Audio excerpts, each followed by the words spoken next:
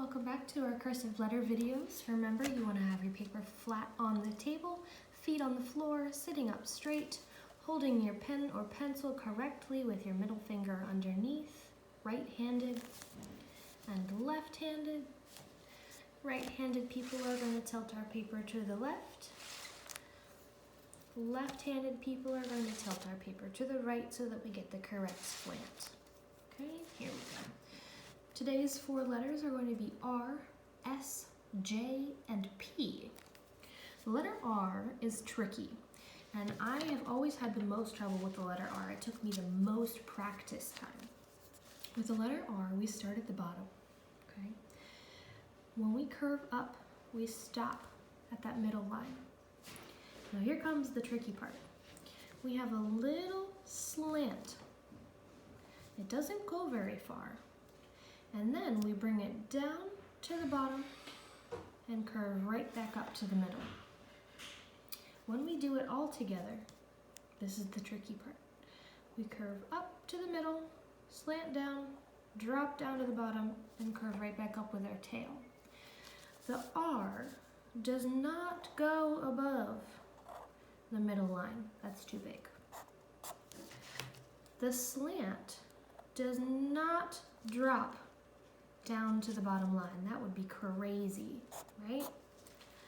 It's also not a fat slant. That's too big for an R. We want a nice, condensed, quick slant. So we'll start on the bottom and we'll curve up to the middle line, slant just a tiny bit, drop down to the bottom, and curve back up with our tail. When I do my curve with my tail, I don't want to point it. I want a nice, smooth curve right here, almost like the letter U when we print. We don't want a point, so you have to be really careful when you're writing whole words that you're not getting sloppy and pointing it by accident. Okay, one more time. Curve up to the middle, quick slant, down to the bottom, and end at the middle. Notice how when we end with our tail, it's going to be higher than that slanted part. That slanted part is almost going to be hanging out there in between the middle and the bottom line. Okay. We also don't want to go straight across.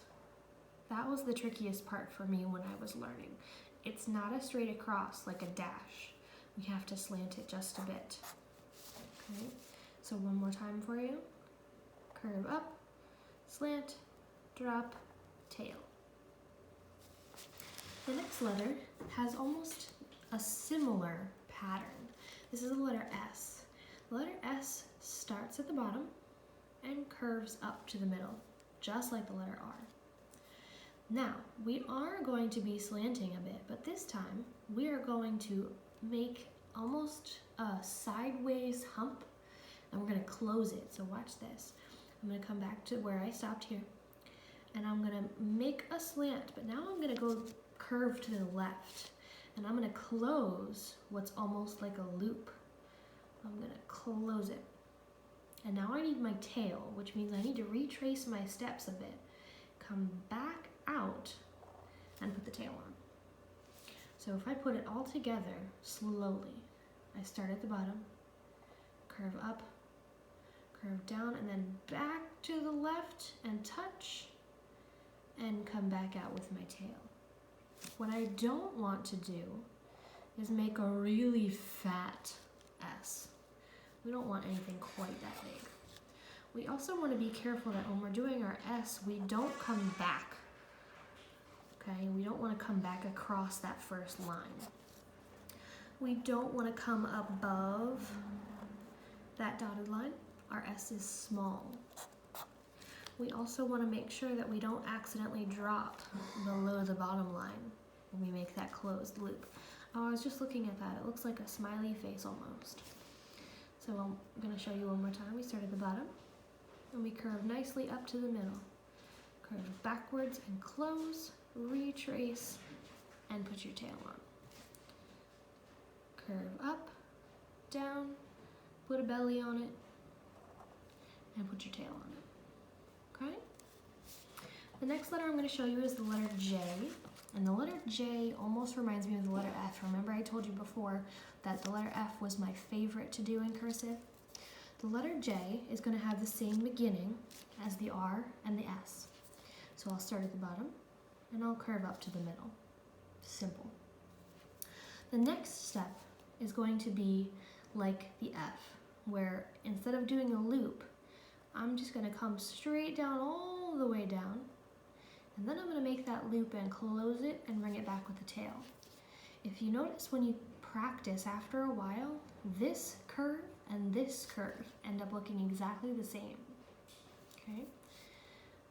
And then once I'm all done, the lowercase j gets a dot, just like the I, just like it does with printing.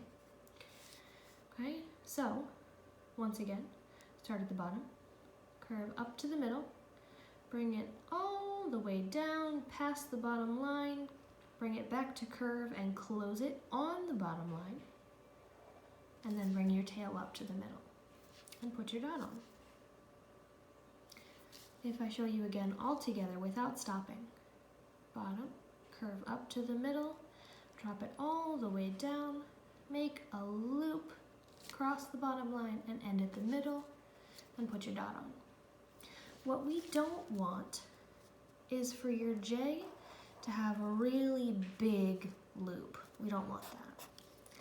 We also don't want your J to be sloppy. You'll notice how this crosses above the bottom line instead of on the bottom line. And my curve up didn't stop on the middle line like it should have. It went too far. That's way too big. We have to be careful that our loop doesn't go too far. Notice how that dropped way below where it was supposed to. The other thing that I've seen some friends do, because they want to make sure that this dot is seen, they'll do their J just like they're supposed to, and then they go like this.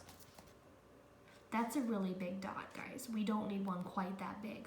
Plus, if you watch, you can see that through the back of the paper.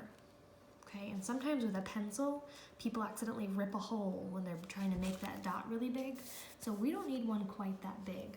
If you don't like just tapping your page, if you don't think that's good enough, then you can do a quick color in just to make it a little darker, but it doesn't need to be super dark. And also notice where I put my dot. It's kind of floating up here in this space. It's not on the line, and it's not way down here on the middle line either. It's kind of somewhere in the middle. So if I don't want that one.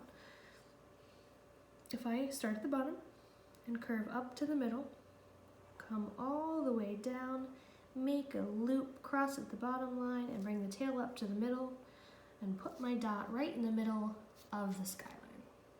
Okay? The last letter I'm going to show you is the letter P, and we're getting really good at this curve up because the letter P does the exact same thing. If only we had a word that had R, S, J, and P in it. The P is going to come back down and curve just like the J does, but I'm not going to finish with the tail, so watch this. I've curved up. I'm going to bring it down to the bottom line, and I'm going to make that loop. But now I need to make that part of the letter P that is like a circle, and if we use our manuscript pad, I need to make this part of the P on the cursive letter. Okay, so when we come back here, I've just finished my loop. Now I need to make a bubble and meet it back up in here. Then I need to retrace to put my tail on. So I'm going to show you all together. I'm going to go slow so you can follow along with me.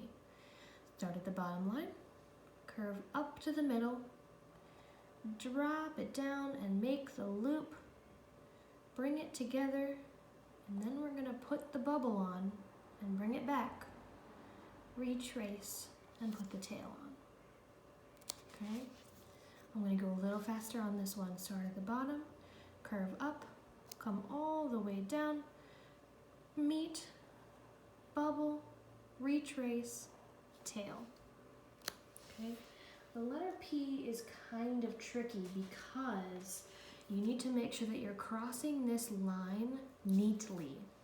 We don't want our P to be sloppy, okay? We don't want it to be fat either. We need a nice rounded bubble that's not too big. We don't want our P to have a really big bubble that goes up this high. We also don't want our P to be tiny, okay? That bubble needs to come up and hit the middle line before we bring it back down. So if I show you one more time, start at the bottom and come up, drop all the way down, close the loop, touch, close, retrace, tail. Notice how I'm not following the dotted line. I'm just touching it before I round out my bubble. Curve up, all the way down, close, touch, bubble, retrace, and end up back at the middle line. Go ahead and take some time to practice your R's, your S's, your J's, and your P's. I will see you in the next video.